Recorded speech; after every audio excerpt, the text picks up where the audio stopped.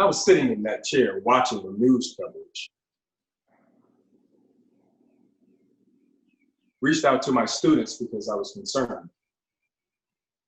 And they were pissed, very angry.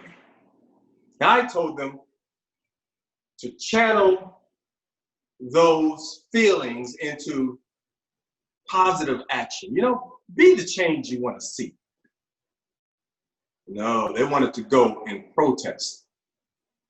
Third-year professor at the University of Minnesota. They love him. So they came here to the house and he made signs. Tasha brought cookies, you know, she said that's pretty much all she did during the quarantine. We drove down to the corner of 38th and Chicago, where George was murdered. On the way, we talked about how this was a modern day lynching. You know, the white kids were quiet so as to not say anything wrong, but wanting to be supportive. The crowd was huge. I mean, you could hear chanting for miles. I parked my car at my cousin's restaurant because I didn't want any issues with the police. Josh wanted to wear his rollerblades. I mean, no harm in that, right? So I told them all, be sure that everything remains peaceful. They understood. The fume of anger and pain choked me like a noose around my neck, which I was surprised because I no longer felt like a professor. I felt black.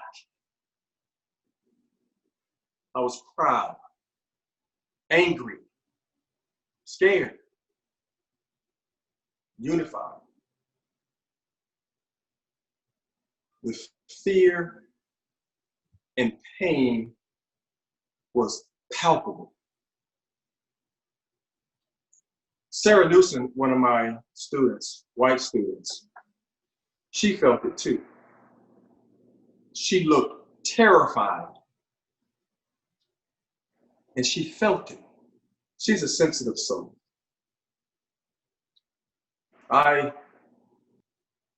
She's a sensitive soul.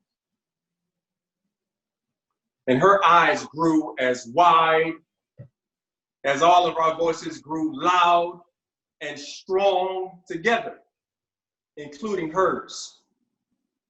We shouted over and over, no justice, no peace. No justice, no peace. And then we are tired. We are stressed. Get your knee off our neck. We are tired. We are stressed. Get your knee off our necks. Sarah looked at me as if to say, do I yell that too? I watched all of our students because I didn't want any of them to wander off or get lost. They're like my kids. I too was angry. I am a black man in America. That's why we were there. Because the system was set up to fail me. And I thought, the Voting Rights Act, 1965, the Housing Rights Act of 1968, crumbs since then. We want more. I'm a professor. I teach philosophy. Spend my days asking why. This is what happens when a whole race of people are asking why. And the answer is because we say so. That's what I was thinking before the tear gas, before they decided that they were going to show us who's boss. Tasha had to pour milk in my eyes to stop the burning. Josh was on the ground in handcuffs before I even knew what was happening. They pushed little Sarah aside, and there she was screaming. Blood-curdling screams, spewing cuss words I never thought I would have heard from her. Those are my friends, you motherfuckers! But I guess the police thought arresting a 100-pound blonde girl from Iowa wouldn't have been a good idea.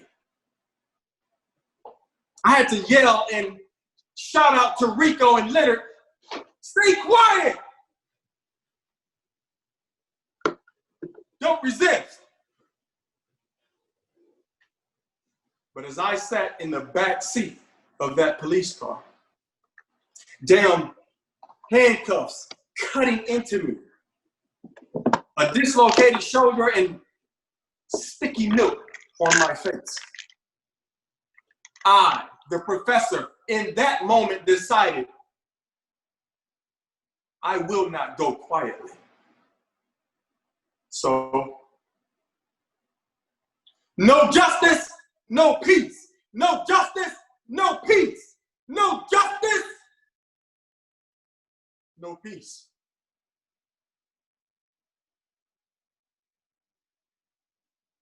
But I don't think I'll be drinking milk with my cookies anytime soon.